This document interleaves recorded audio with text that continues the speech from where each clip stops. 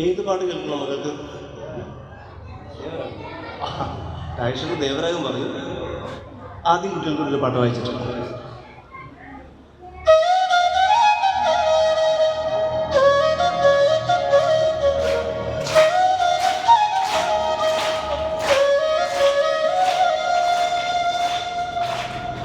അറിയാവുന്ന പാട്ടല്ലേ? ഒരുമിച്ച് പാടാം. 1 2 3 4.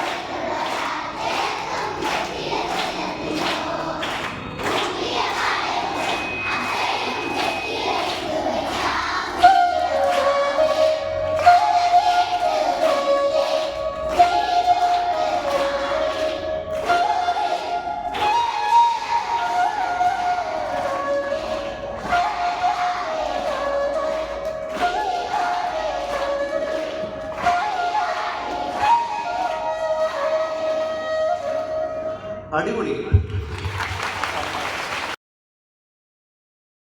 എല്ലാ ശ്രുതിയിലും താളത്തിലാണ് മക്കൾ പാടിയത്. അപ്പൊ നിങ്ങളെല്ലാവരും അടിപൊളി കേട്ടാ.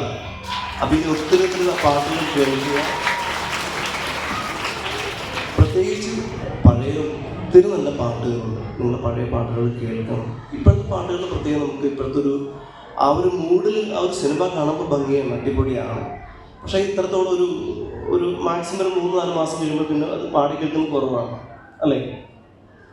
അപ്പോൾ എന്താ നിങ്ങൾ പുതിയ പാട്ടുകൾ പഴയ പാട്ടുകൾ നന്നായിട്ട് കേൾക്കുക, പ്രാക്ടീസ് ചെയ്യുക. ഇനി ഏത് പാട്ടാ?